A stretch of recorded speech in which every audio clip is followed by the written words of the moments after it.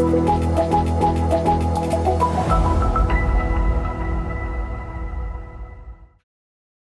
students, welcome back. Hope you remember all that we discussed in the previous lesson. In the last lesson, we saw that a crystal lattice is an infinite periodic array of points in space. It shows how the constant particles are arranged at different sites in three-dimensional space. Now let's study about the lattice planes.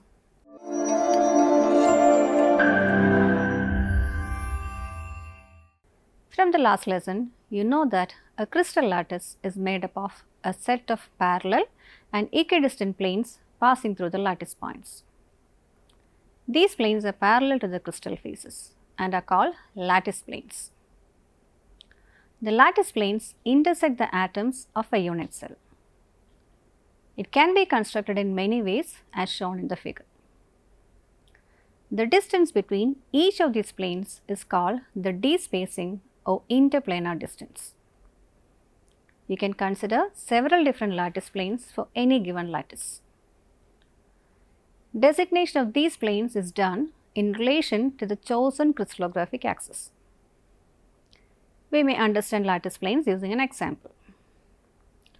Let us now consider three such crystallographic axes, OX, OY and OZ. Let ABC be a unit plane. The unit intercept along the x-axis is A, along y-axis is B, and along z-axis is C. Now consider a lattice plane L, M, N in a crystal. The faces of the complete crystal will be parallel to this plane. The plane has intercepts OL, OM and ON. OL along x-axis, OM along y-axis and ON along z-axis. Now assume that OL is at a distance 2a, OM is at a distance 2b and ON is at a distance 3c. So what is the ratio of intercepts of the plane LMN on the crystallographic axis?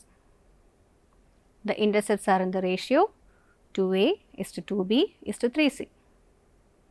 Here the coefficients of A, B and C are 2, 2 and 3 and they are whole numbers.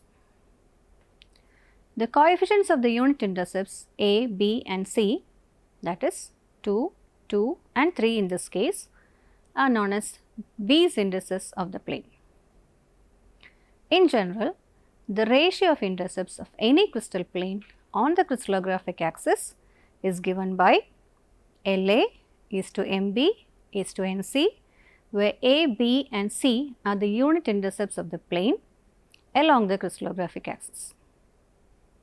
Here L, M and N are rational numbers.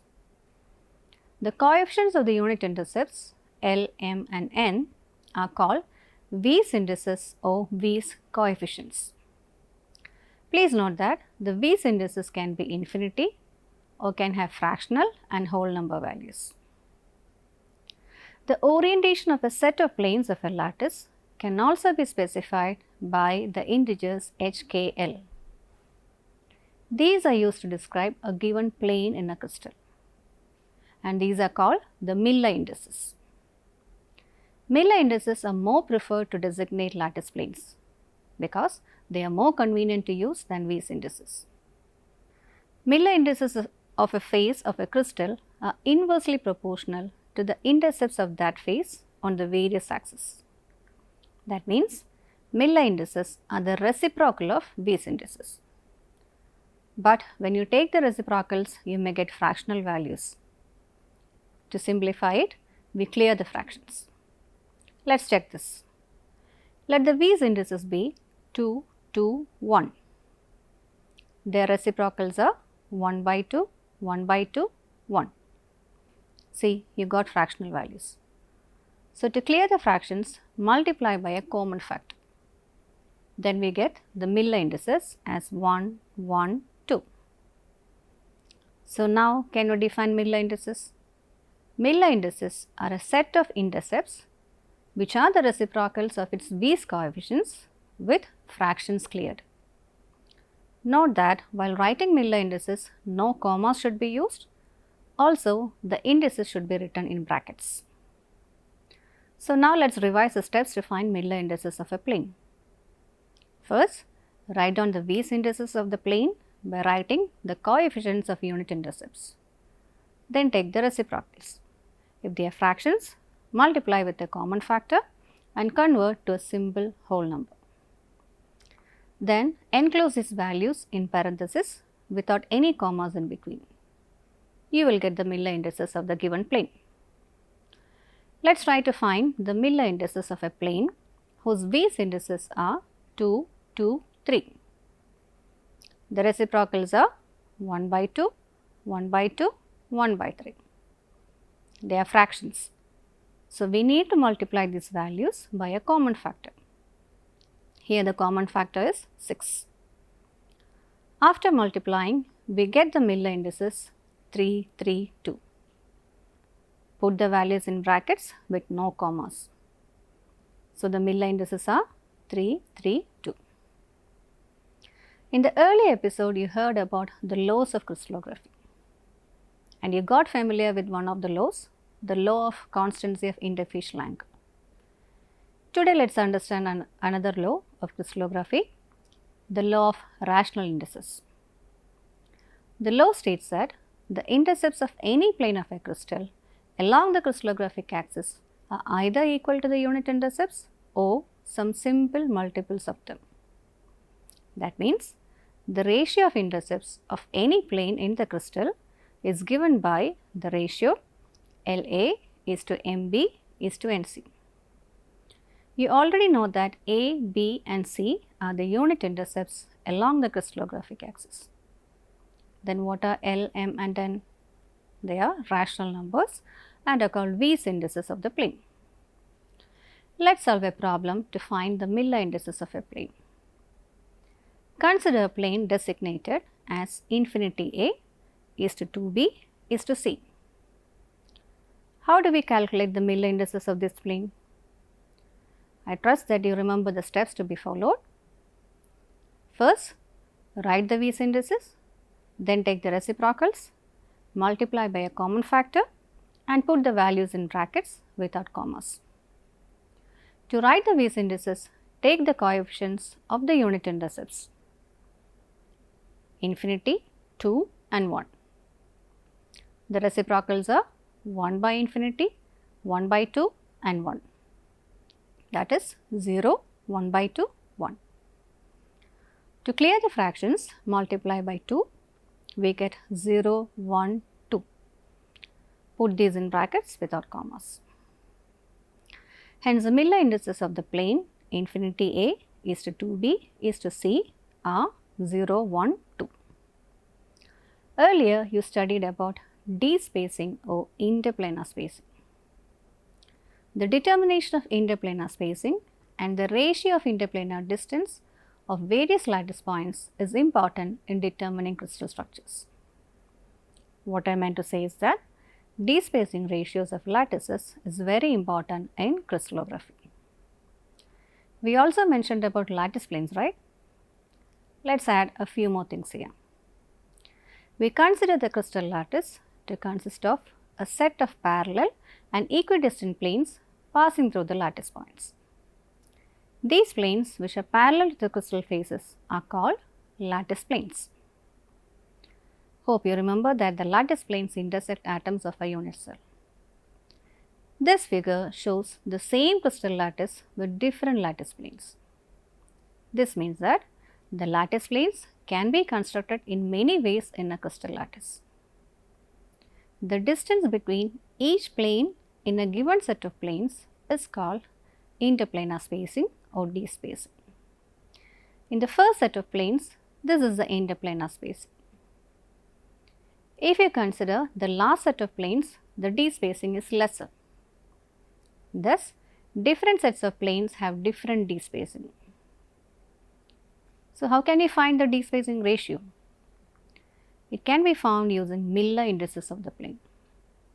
Let us understand how. For cubic lattice, we have studied that the unit cell dimensions are related as A equals B equals C. The lengths along all the three axes are the same. The distance between the successive HKL planes for a cubic lattice is given by the equation 1 by d HKL square equals h by a the whole square plus k by a the whole square plus l by a the whole square.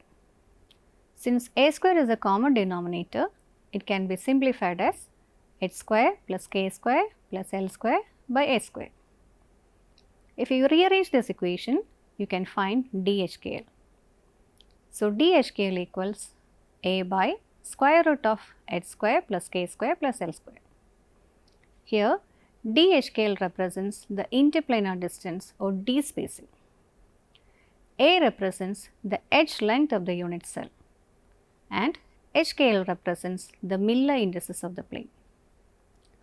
Now, let us apply this equation to a simple cubic lattice and find the D spacing ratio. The planes of the simple cubic lattice are 1 0 0, 1 1 0 and 1 1 1. Let us apply these HKL values to the equation of D spacing one by one. For the 1 0 0 plane, the HKL values are h equals 1, k equals 0, l equals 0. So, DHKL equals a by square root of 1 square plus 0 square plus 0 square, which equals a. Similarly, applying this equation to the second plane 1 1 0, where h equals 1, k equals 1 and l equals 0, d 1 1 0 equals a by square root of 1 square plus 1 square plus 0 square, that is a by root 2. Finally, D111 plane will be D111 equals a by square root of 1 square plus 1 square plus 1 square or a by root 3. So, the ratio of the planes D100 is to D110 is to D111 equals a is to a by root 2 is to a by root 3. Since a is a common factor, this can be written as 1 is to 1 by root 2 is to 1 by root 3. Simplifying this, we get the ratio as 1 is to 0.707 is to 0.577. Thus, for a simple cubic lattice, the ratio of the planes D100 is to D110 is to D111 is 1 is to 0.707 is to 0.577. Now, let us visualize these planes in the simple cubic lattice. The Miller indices of the first plane are 1 0 0. We know that Miller indices are the reciprocals of V's indices. So, the V's indices of this plane should be the reciprocals, that is 1, infinity, infinity. You should also remember that the V's indices of a plane are the coefficients of the unit intercepts along x, y and z axis. The V's indices of the plane 1, infinity, infinity means that along the x direction the unit intercept is 1, along the y and z directions there is no unit intercept. So, this is how the plane can be drawn. Along the x axis there is an intercept, along y and z axis there are no intercepts. The next plane is 1 1 0. The V's indices is the reciprocal of 1 1 0, that is 1 1 infinity. That is, there are intercepts along x y axis and no intercept along z axis. So, this is how the plane can be drawn. The third plane is 1 1 1, whose V's indices will be 1 1 1 itself, which means that there are intercepts along x, y and z directions. So, let us see the plane. Now, let us calculate the ratio of a body centered cubic lattice. The planes of a BCC lattice are 2 0 0, 1 1 0, 2 2 2. Using this equation, let us compute the values of DHKL of these three planes. For the first plane 2 0 0, D200 equals a by square root of 2 square plus 0 square plus 0 square, which will be equal to a by 2. The second one is D110, which will be a by root 2. D222 will be a by root 12, which can also be written as 2 root 3. Now, let us write the ratio D200 is to D110 is to D222 equals a by 2 is to a by root 2 is to a by 2 root 3. Since a is common here, this can be simplified and written as 1 by 2 is to 1 by root 2 is to 1 by 2 root 3, that is 1 is to root 2 is to 1 by root 3. Multiplying by 2, this can be further simplified as 1 is to root 2 is to 1 by root 3. So, this is equal to 1 is to 1.414 is to 0.577. So, for a body centered cubic lattice, the D spacing ratio is 1 is to 1.414 is to 0.577. Now, let us visualize the planes of a BCC lattice. The first plane is 200. There are atoms at the corners. In addition to this, there is an atom at the body center. You can see planes passing through the corner atoms. Also, you can see two other planes passing through the body centered atom. The plane which passes through the body center atom lies exactly halfway between the corner atoms. You know that the distance between the corner atoms is the edge length a. So, the distance between the corner atom to that of the body centered atom is a by 2, that is half the distance between the corner atoms. What will be the V's indices of this 200 plane? It will be the reciprocal of 200, that is 1 by 2, infinity, infinity. Since the unit intercept is a, the V's index 1 by 2 means that half the distance between the corner atoms you can see a plane. So, these are the 200 planes. Similarly, you can visualize the other two planes 100 and 222. Next, we have the face centered cubic lattice whose planes are 200, 220 and 111. Let us calculate the DHKL values. D200 equals a by square root of 2 square plus 0 square plus 0 square, which will be a by 2. D220 will be a by square root of 2 square plus 2 square plus 0 square, which will be a by 2 root 2. And D111 equals a by square root of 1 square plus 1 square plus 1 square, that is a by root 3. Hence, the ratio D200 is to D220 is to D111 will be a by 2 is to a by 2 root 2 is to a by root 3, and this can be simplified as 1 by 2 is to 1 by 2 root 2 is to 1 by root 3. Further simplifying, you will get the ratio as 1 is to 0.707 is to 1.154.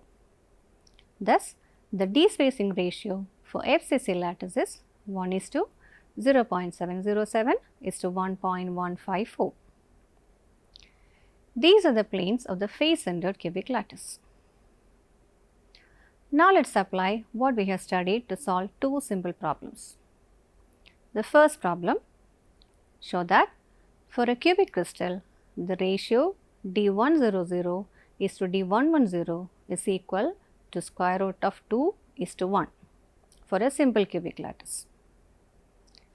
The equation to compute the DHKL value is DHKL equals a by square root of h square plus k square plus l square.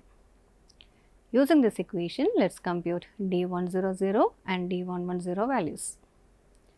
D100 equals a by square root of 1 square plus 0 square plus 0 square, which will be equal to a. D110 will be a by square root of 1 square plus 1 square plus 0 square, which is a by root 2. So, what is the ratio D100 is to D110? It will be A is to A by root 2 or 1 is to 1 by root 2. To simplify, let us multiply this with root 2.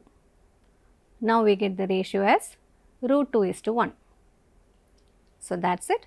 You have proved that for a cubic crystal, the ratio of D100 is to D110 is equal to root 2 is to 1. Let us do another problem. Calculate the interplanar distance between the 111 planes of a cubic lattice of length 300 picometer. So, what are the data given? The lattice planes are 111 and you have to calculate the interplanar distance between these planes. The edge length is given as 300 picometer. The equation for DHKL is DHKL equals A by square root of h square plus k square plus l square. So, what will be D11? It will be equal to 300 picometer divided by 1 square plus 1 square plus 1 square, which is 300 picometer by root 3. Root 3 is 1.732, hence the answer is 173 picometer. So, the interplanar spacing between the 111 plane is 173 picometer. You know how to calculate the interplanar distance ratio now. Now, let us see how to identify the type of cubic lattice from interplanar distance ratio. We saw that for each type of cubic lattice, there is a characteristic interplanar distance ratio. Here, you have to note that irrespective of the lattice, that is whether it is simple cubic, body centered cubic or face centered cubic, the notation used to denote the ratio is D100 is to D110 is to D111. Now, how can we obtain this ratio for a crystal? This is obtained from X-ray diffraction spectroscopy. You determine the value using this technique and compare this experimentally obtained value with theoretically predicted value, which we have calculated earlier. Say for example, for sodium chloride crystal, the ratio is 1 is to 0.704 is to 1.136. Now, this value is very close to 1 is to 0.704 is to 1.136, and you know this value represents an FCC lattice. This means that the type of lattice of sodium chloride is FCC. Let us quickly revise.